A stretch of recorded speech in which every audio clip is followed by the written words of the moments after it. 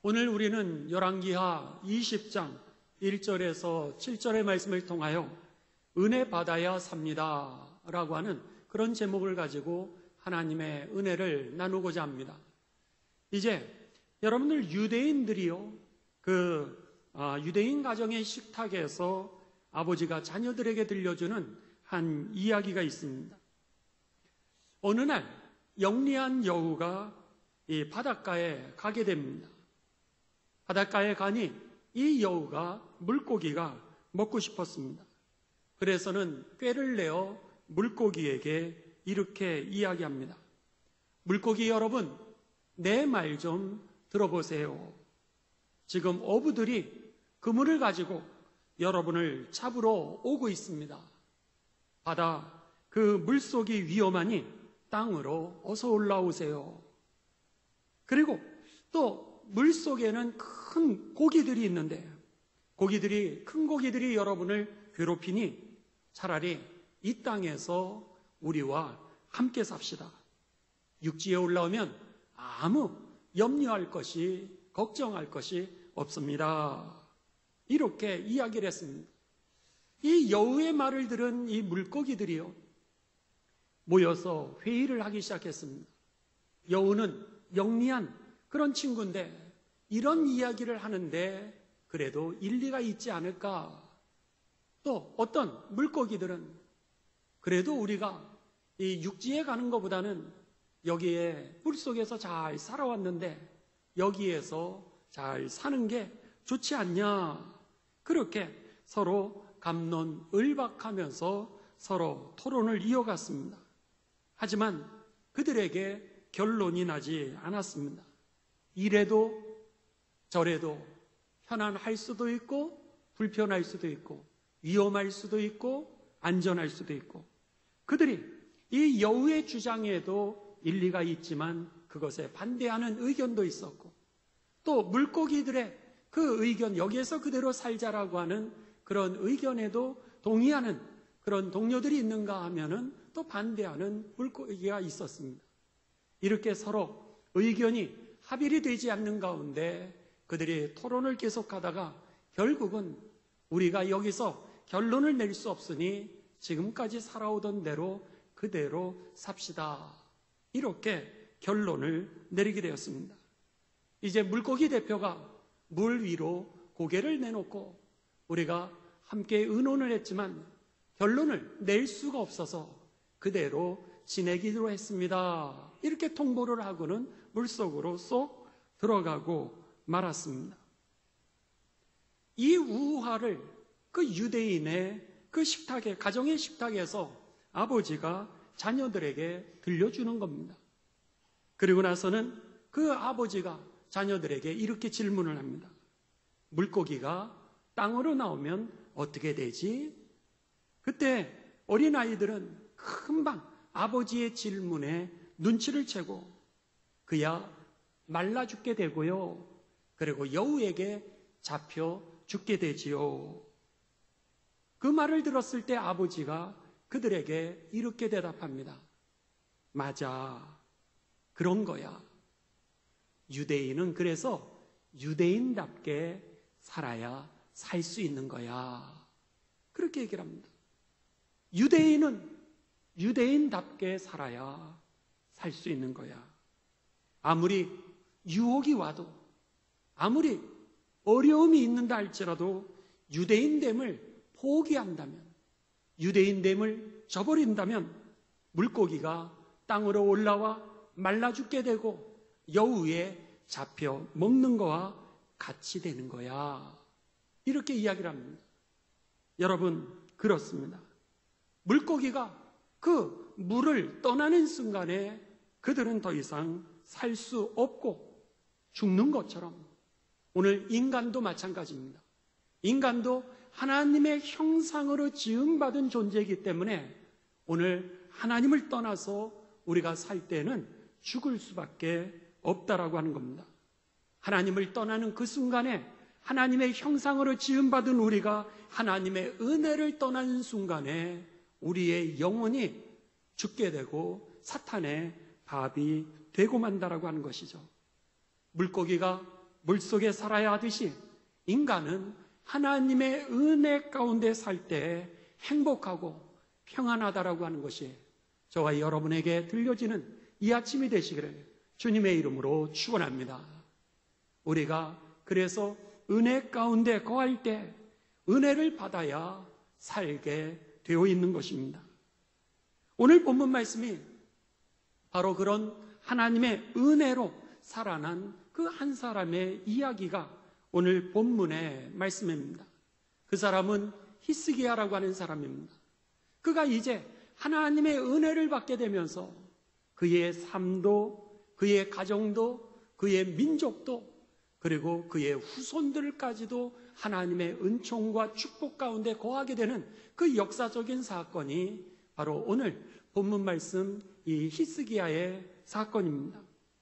히스기야의 그 삶의 역사는 이 열왕기하 18장부터 오늘 우리들이 봉독했던 열왕기하 20장 그리고 역대하 28장에 나오는 그런 역사의 내용입니다.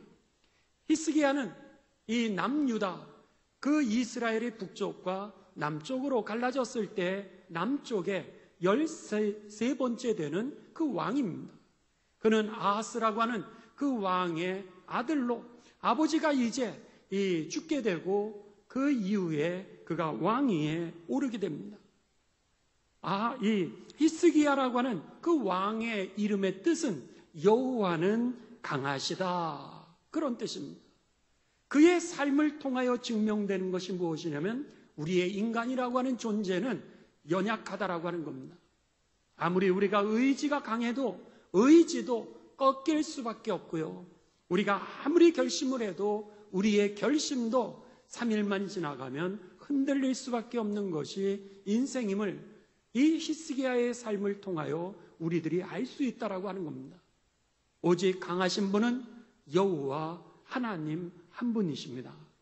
그렇기 때문에 그 여호와의 은혜의 날개 안에 들어갔을 때 우리가 보호함을 받을 수 있고요. 그리고 살아날 수 있게 되고요. 그리고 회복될 수 있고 안전하고 평안한 삶을 누릴 수 있게 된다라고 하는 것이 이 히스기야의 삶이었던 것입니다. 이 히스기야의 시대는 이제 그 국내적으로는요, 우상 숭배가 가득했습니다. 또 국내적으로는 부정부패가 아주 심하였습니다. 국내적으로 그들이 부정부패 그리고 우상이 심했던 이 시대였는데 국외적으로는 북쪽에 아주 큰 나라 아수르라고 하는 나라가 이제 남하 정책을 하면서 유다를 위협하고 있었습니다. 마치 우리의 북쪽에 이 중국과 러시아가 있는 것처럼 그 당시에 이 유다 땅 그 위쪽에는 아수르라고 하는 대국이 있었습니다. 그런데 이 아수르가 남쪽으로 남하 정책을 하면서 이집트를 그들이 식민지로 삼으려고 하는 그런 계획을 가지고 있었습니다. 그러다 보니 이집트를 잡아먹으려고 가는 길목에 있는 유다는 자연스럽게 그들의 위협이 되었던 겁니다. 그랬을 때 그 히스기야가 그 위협 속에서 국내 정치 상황도 어렵고 국외적인 그 상황도 어려운 가운데 정치를 하였던 것이고 그가 나라를 왕권으로 이어받았던 것이죠. 그랬는데 이제 이 북쪽에 있는 아수르가 남쪽으로 침공을 해내려오기를 시작합니다. 그러면서 이 남과 북이 갈라져 있던 이스라엘의 북쪽은 이스라엘이라고 하는 이름을 가지고 있었고 남쪽은 유다라고 하는 이름을 가졌습니다. 북한이라고 하는 나라와 그리고 대한민국이라고 하는 이름으로 나뉘어진 것처럼 아수르가 침공을 하면서 결국 북쪽 이스라엘은 주전 722년에 그냥 사마리아 그 수도가 함락이 되면서 나라가 식민지가 되고 말았습니다. 식민지가 되어지면서 아수르는 이 사마리아에 있는 그 백성들을 아수르 나라로 강제 이주를 시켰습니다. 그리고는 자기들이 지정했던 어느 땅의 도시에다가 그들을 세 도시에 풀어놨습니다. 반면에 이 아수르라고 하는 나라의 국민들을 사마리아라고 하는 나라에다가 이식을 시켰습니다. 민족 자체를 이제 없어지게 만드는 그런 이 식민지 정책이었던 것이죠. 그래서는 북쪽의 그 이스라엘은 결국은 아수르의 영토가 되고 말았습니다. 그리고 나서 그들이 거기에 멈추지 않고 남쪽을 침공해 내려왔습니다. 그리고는 남쪽도 역시 힘없이 가장 중요한 도시들이 함락이 되었습니다. 이러면서 이 아수르가 히스기야 왕에게 요구를 합니다. 너가 우리에게 조공을 바치라. 먼저 은 300달란트와 금 30달란트를 우리에게 조공을 바치라. 이렇게 요청을 하게 됩니다. 그 군사적인 위협 속에 나라가 풍전등화와 같은 그런 상황이었죠. 그런데 여러분, 그 위기의 시절에 왕이 힘을 모아가지고 백성들과 군인들을 모아서 싸워도 시원치 않는 판에 그때의 히스기야에게 죽음의 병이 오게 됩니다. 그것이 바로 오늘 본문의 말씀입니다. 자, 오늘 본문 말씀 여러분 1절을 같이 읽도록 하겠습니다. 자, 1절 같이 읽습니다. 그때 히스기야가 병들어 죽게 되매 아모스의 아들 선지자 이사야가 그에게 나와서 그에게 이르되 여호와의 말씀이 너는 집을 정리하라. 내가 죽고 살지 못하리라 하셨나이다. 히스기야에게 죽을 병이 오게 되었습니다. 그런데 그가 죽을 병에 걸리게 되었을 때 예를 들면은 우리가 건강검진을 갖다가 당신 암입니다. 암의 사기입니다. 지금 살 수 있는 날이 얼마 남지 않았습니다. 이렇게 들었을 때 여러분 얼마나 청천벽력과 같은 소리겠습니까? 그러면 어떻게 해요? 아니, 내가 그것을 어떻게 받아들일 수 있겠습니까? 나는 그 이해가 잘 안 됩니다. 그동안 건강식도 먹었고 운동도 했는데 제가 암 사기래니요. 그러면서 우리는 받아들이지 못하고 다른 병원, 다른 의사에게 찾아갈 겁니다. 내가 이런 얘기를 들었는데 이게 맞습니까? 그러면서 이 병원, 저 병원 우리들은 찾아다니면서 다시 검사하고 또 의사 선생님의 소견을 또 들으려고 그럴 겁니다. 그런데 오늘 본문 말씀에 보면 차라리 의사 선생님이 그에게 죽을 병입니다 이렇게 판정을 내리면은 다른 병원이라도 가볼 텐데 여기에 보면 선지자가 찾아오게 됩니다.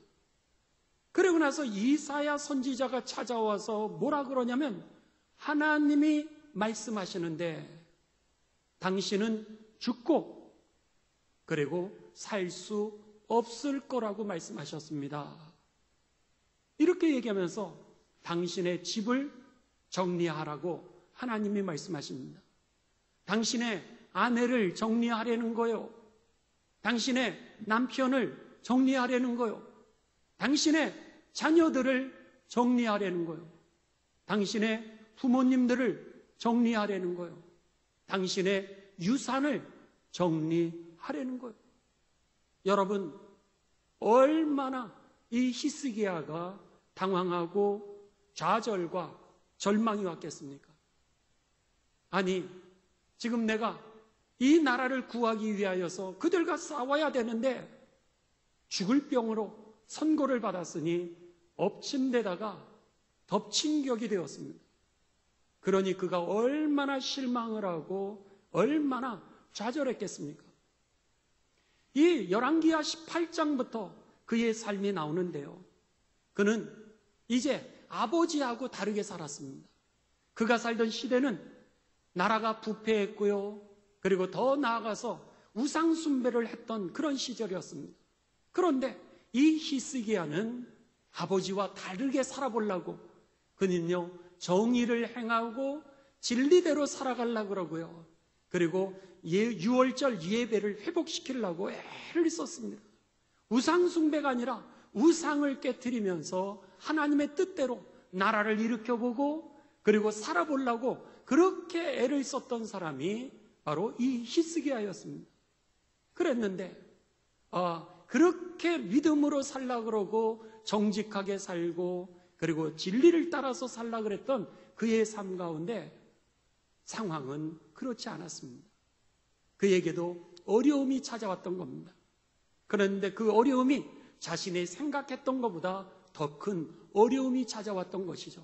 나라는 아수르라고 하는 대국에 의해서 풍전등화와 같은 위기에 처했고, 자신의 삶은 더 이상 회복할 수 없고 집을 정리하라고 하는 그런 예언의 말씀이 떨어지게 되면서 얼마나 충격에 휩싸였겠습니까?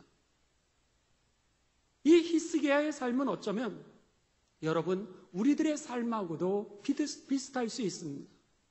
우리도요, 하나님의 말씀대로 살라고 몸부림을 치기도 하고, 우리가 정직하게 살고, 그리고 진리대로 살고 정의롭게 살아가려고 우리도 그렇게 애를 쓰는데, 본의 아니게 또 원치 않게 우리들에게 문제가 다가오는 경우가 얼마나 많은지 모릅니다. 내 생각과 다른 거예요. 믿음의 기도와 다른 거예요.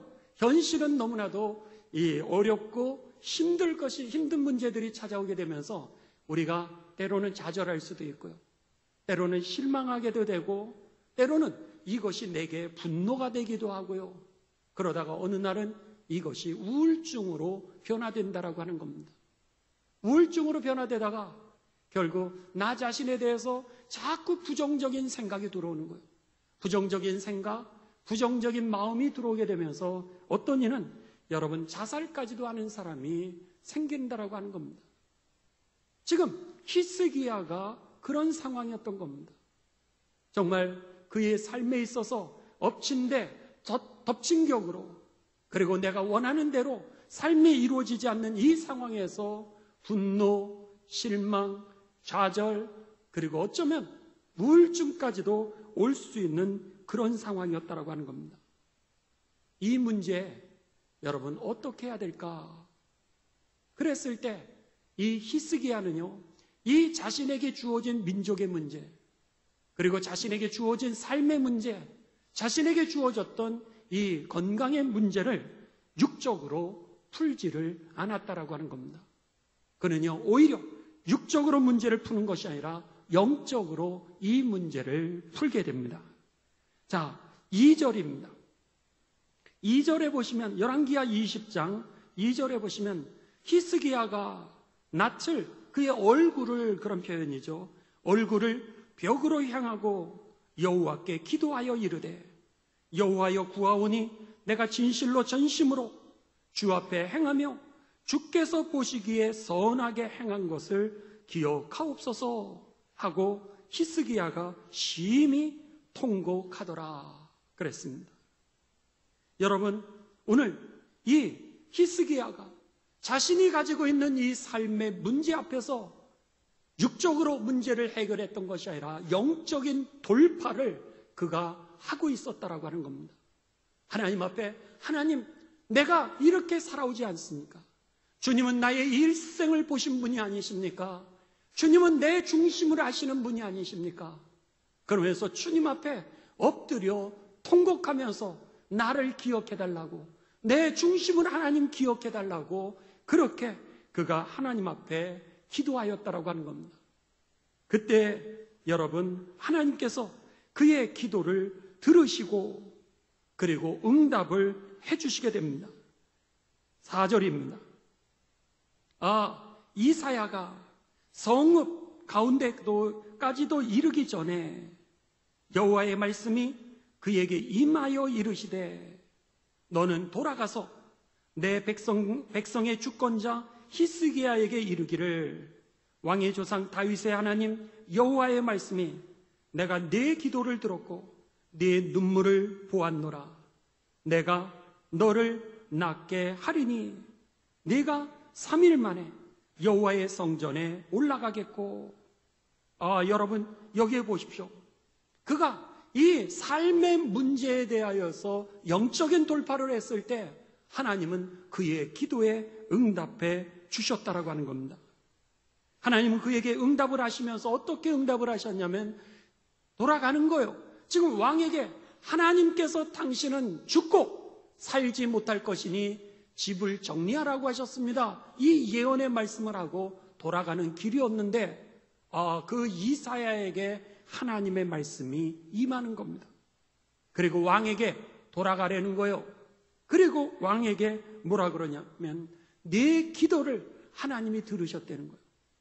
그리고 나서 그 너의 눈물을 하나님이 보셨고, 여러분의 기도와 여러분의 눈물을 하나님이 듣고 보시는 사실이 여러분에게 깨달아지게 되시고 들려지게 되시기를 주님의 이름으로 축원합니다. 하나님이 들으시고 보았다는 거예요. 그러면서 뭐라 그러냐면, 내가 이제 3일 있으면 여호와의 성전에 올라갈 것이다, 그렇게 얘기를 합니다. 3일 있으면 너의 몸이 점점 좋아질 거라는 거예요. 지금 나 있는 상태는 아닙니다. 그렇지만 너가 지금 죽을 병에 누워 있는데 네가 3일 있다가는 성전에 올라가서 예배를 드릴 수 있는 만큼 네가 회복될 거라는 거예요. 그렇게 하나님의 약속을 가르쳐 줍니다. 그리고 나서 6절입니다. 내가 내 날에 15년을 더할 것이며, 그에게 15년의 삶을, 생명을 연장해 줄 것으로 그렇게 하나님이 약속하십니다. 내가 너와 이 성을 그리고 아수르의 왕의 손에서 구원하고, 내가 나를 위하여 또 이 내 종 다윗을 위함으로 이 성을 보호하리라 하셨더라. 이사야 선지자를 통하여 너희를 그 아수르의 그 위협으로부터 내가 해방을 시켜주고 보호하며 이 성읍에 있는 모든 사람들까지로 내가 보호해 주리라. 이렇게 하나님이 약속하십니다. 여러분, 이 말씀, 이 히스기야에게 하나님께서 생명을 15년 연장을 시켜주시게 됩니다. 그런데 18장에 보시게 되면 이제 여러분들 한번 찾아보셔도 됩니다. 우리 13절입니다. 자, 13절에 보면 히스기야 왕 제 14년에 그렇게 되어 있습니다. 히스기야가 왕위에 오른 지 14년째 되었다라고 하는 것이죠. 아수르의 왕 사네립이 올라와서 유다 모든 견고한 성읍들을 쳐서 점령하며 그렇게 얘기를 했습니다.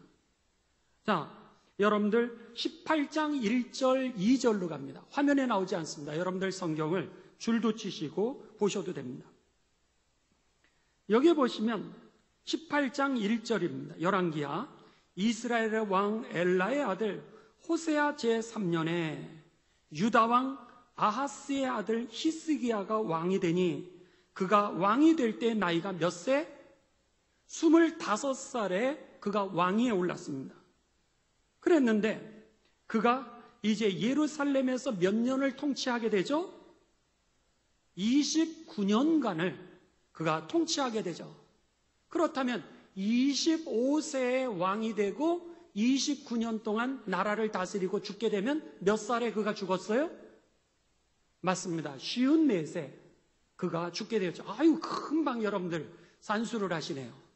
그러니까 25살에 왕위에 올랐는데 오늘 그는 54세에 죽게 됩니다. 그랬는데 아수르가 그에게 이제 침략을 해서 도시를 점령했던 그 시절이 왕이 된 지 14년 후였습니다. 그러니까 25세 왕이 되고 14년이 지났으니까 39에 국가의 위기를 맞게 되었던 겁니다. 그랬는데 39살에 국가의 위기를 맡았는데 그때 마침 그가 죽을 병에 걸렸던 거예요. 이게 오늘 히스기야의 현실이라고 하는 겁니다. 그러니 39살에 그가 죽을 병에 걸려서, 그리고 국가는 식민지가 될 수밖에 없는 그런 위기 속에 지금 그는 하나님 앞에 영적으로 이 문제를 갖다가 돌파하고 있는 겁니다. 그랬을 때 하나님은 어떻게 하셨어요? 그의 기도를 들으시고, 그리고 나서 그의 병은 어떻게 하세요? 회복시키신다고 약속을 하셨습니다. 3일이 있으면은 너가 일어나서 성전에 예배할 수 있도록 해주고, 그리고 더 나아가서 너의 생명은 15년이 연장되고, 그리고 그 이후에 너는 또 아수르로부터 너희의 나라는 보호를 받고 너희의 백성들은 다 안전하게 되리라. 이렇게 하나님이 약속을 했던 겁니다. 여기에 여러분 우리가 히스기야를 통하여서 하나님이 우리에게 전해주시는 메시지가 있다고 하는 겁니다. 다른 왕들을 보게 되면요, 그가 언제 왕위에 올랐다가 언제 죽었더라, 이렇게 짤막짤막하게 성경은 그 왕들의 역사를 기록하고 있습니다.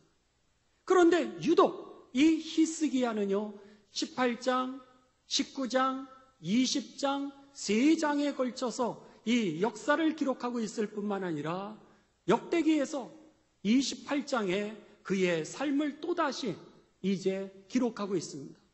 왜? 이 히스기야의 삶에 대해서, 그 한 인생이 겪었던 병의 문제에 대해서 이렇게 길게 기록하고 있을까?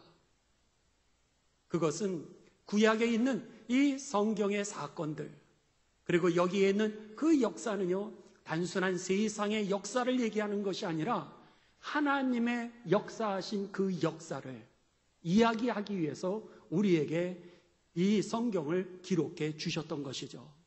그러니까 히스기야에게 역사하신 그 하나님의 역사를 갖다가 우리에게 가르쳐 주기 위함이었다라고 하는 겁니다. 그렇다면 여러분, 이 히스기야의 삶을 보면서 오늘 우리들의 삶에도요, 정직하게 살라 그러고 성실하게 살라 그러고 참 좋은 그리스도인으로 살아가려고 우리들이 그렇게 얼마나 애를 씁니까? 그런데도 불구하고 우리도 여러 가지 어려움에 처한다라고 하는 겁니다. 내가 감당하지 못할 그런 어려운 문제도 우리가 경험하게 된다라고 하는 거죠.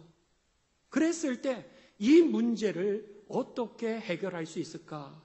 우리의 인생에 내가 해결할 수 없는, 감당할 수 없는, 그리고 예기치도 못했던 이 문제가 있을 때 오늘 그 문제를 푸는 하나님의 공식을 갖다가 우리들에게 가르쳐 주는 사건이라고 하는 것이죠. 어떻게 풀려는 거요? 오늘 그를 육적으로 풀지 말고 영적으로 돌파하라고. 여기에 세상과 나의 삶의 문제에 해결이 있다라고 하는 사실이 들려지고 깨달아지게 되시기를 주님의 이름으로 축원합니다. 이제 이 열왕기하 18장에 보시게 되면은 이 아수르의 군대가 요청을 합니다. 히스기야에게 너가 이제 이 나라를 살리고 싶으면 우리에게 조공을 바쳐라.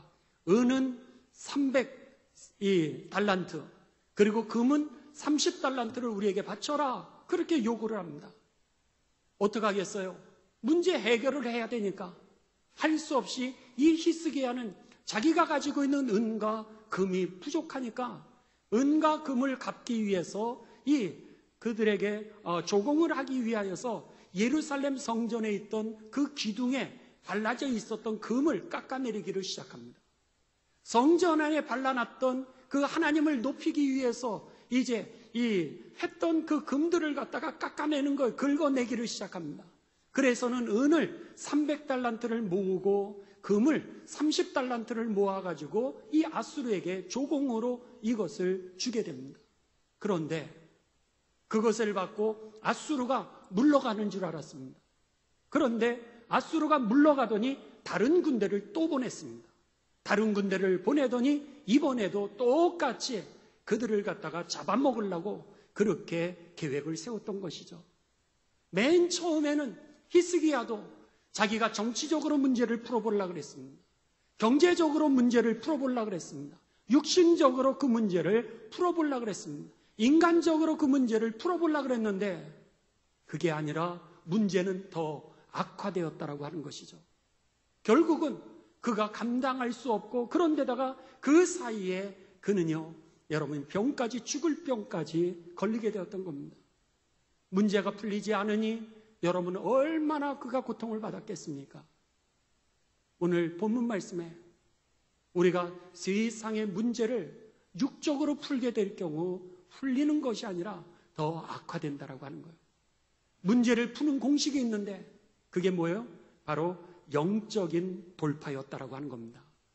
영적으로 문제를 풀 수 있는 경험이 있게 되시기를, 그래서 그것이 여러분의 간증이 되고 여러분의 복이 되었다라고 하는 것이 여러분의 삶으로 증거되어질 수 있는 증인이 되시기를 주님의 이름으로 축원합니다. 오늘 바울은 이 말씀을 우리들에게 신약에 이렇게 말씀해 줍니다. 로마서 8장 13절입니다. 로마서 8장 13절에 보면 바울 사도는 우리들에게 말씀하기를 너희가 육신대로 살면 반드시 죽을 것이로되 영으로서 몸의 행실을 죽이면 살리라 그랬습니다. 문제가 왔을 때 우리가 육신으로 방법을 바꾸면은, 육신으로 방법에 접근하면 그것 때문에 죽을 거라는 거예요. 영으로, 영적인 방법으로 이 문제를 접근하라고 가르쳐 줍니다. 그래서 로마서 8장 13절을 공동 번역은 우리들에게 이렇게 번역해 주고 있습니다. 육체를 따라 살면 여러분은 반드시 죽습니다. 그러나 성령의 힘으로 육체의 악한 행실을 죽인다면 여러분 반드시 살게 될 것입니다. 할렐루야. 그렇습니다. 여러분, 우리들이 일생을 살아가면서 문제가 없는 사람은 아무도 없습니다. 예수님을 모르는 사람뿐만이 아니라 예수님을 잘 믿는 사람도 우리들이 문제를 경험하게 되고요. 그리고 우리가 생각했던 대로 여러분 사라지지 않는 것이 인생이라고 하는 겁니다. 제가 언젠가 이제 스쳐 지나가다가 이 텔레비전에 한 프로를 보게 되었습니다. 레전드 음악교실이라고 하는 그런 프로그램이었습니다. 그랬는데 거기에 이제 가수 이은미 씨가 나와서 거기에 있는 그 학생들에게 음악, 노래하는 법들을 가르쳐주는 그런 프로였습니다. 그날은 애인이 있어요 라고 하는 그의 아마 히트곡인 것 같습니다. 그래서는 애인이 있어요라고 하는 그 노래를 갖다가 그 학생들에게 이렇게 몇 소절씩 불러보도록 이렇게 이야기를 하는 겁니다. 그랬는데 여러분, 카메라가 앞에 있으니 그 학생들이 노래를 부르는 게 얼마나 어색하고 잘 안 되겠습니까? 그러니까 소리를 잘 못 내는 거예요. 그들이 자기 소리에 만족하지를 않으니까, 그리고 음이 틀릴까봐 두려워서 소리를 못 내고 있었습니다. 그때 이 가수 이은미 씨가 이렇게 얘기를 하는 겁니다. 저도 제가 이 노래를 하고 나면은 제 목소리가 그렇게 듣기 싫다는 거예요. 그러면서 자기가 이렇게 듣고 이 노래를 했지만 그렇게 유명한 히트곡을 냈던 가수인데도 불구하고, 프로인데도 불구하고 자기 목소리를 자기가 듣기 싫다는 거예요. 왜?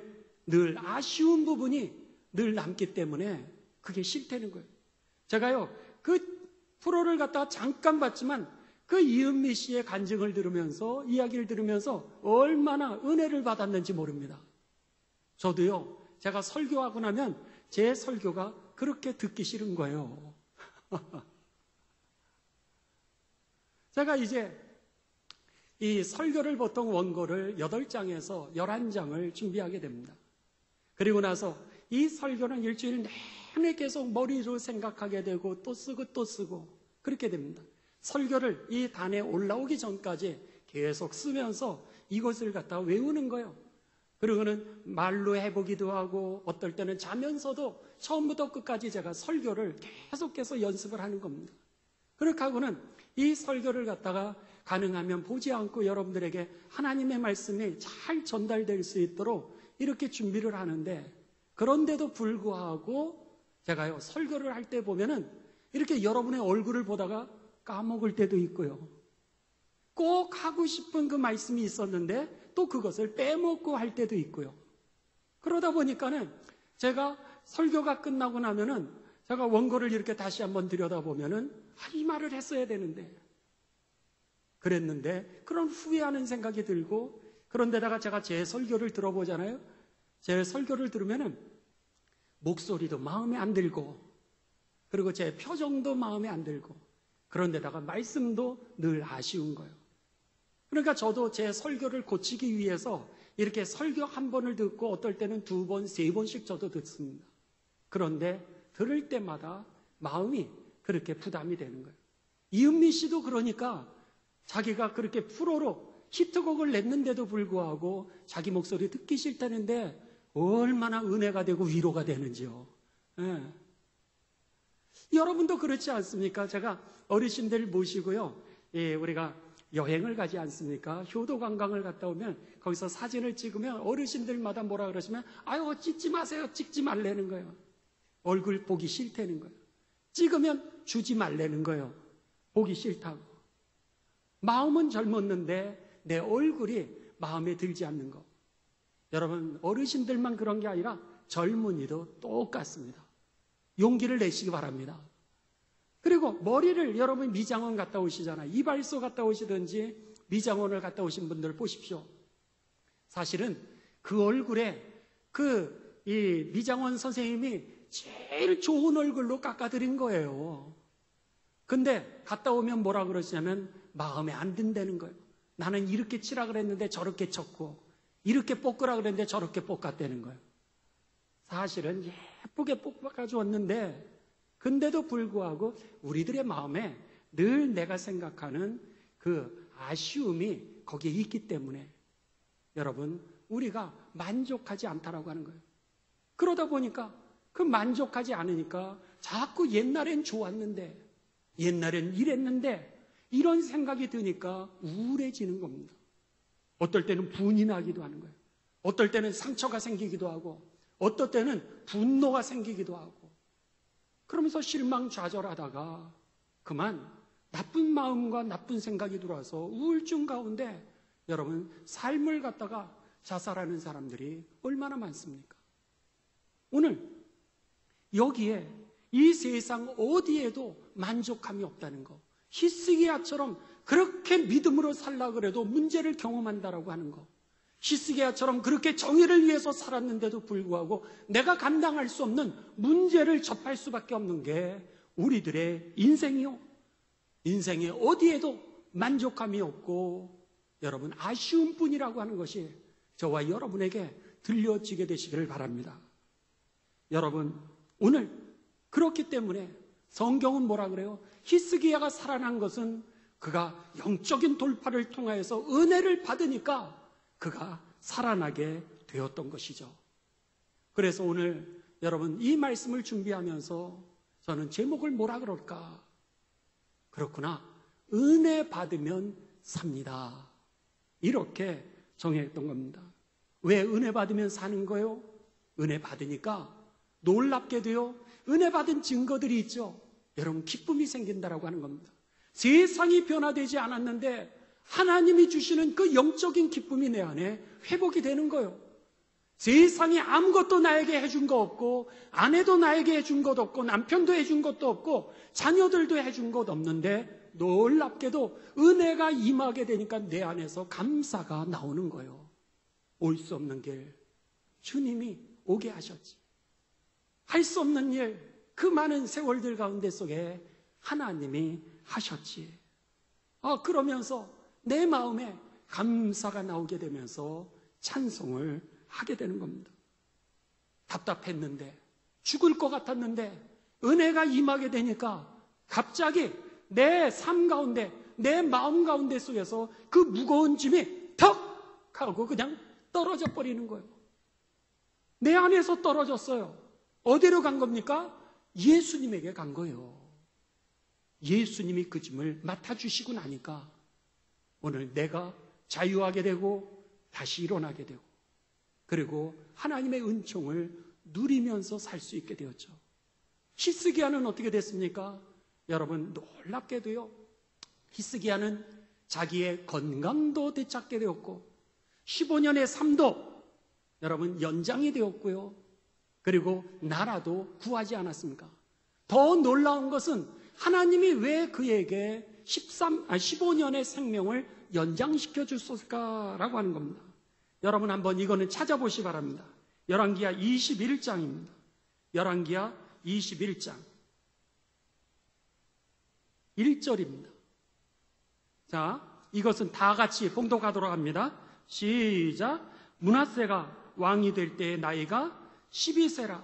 예루살렘에서 55년간 다스리느라 그의 어머니의 이름은 누구라고요?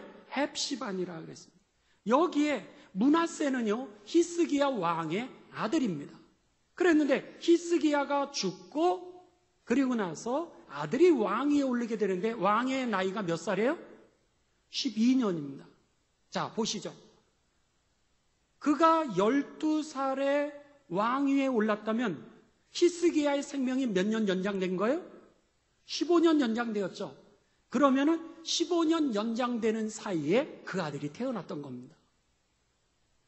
그 아들이 태어나게 되는데 놀랍게도 그의 어머니의 이름을 헵시바라 그랬습니다.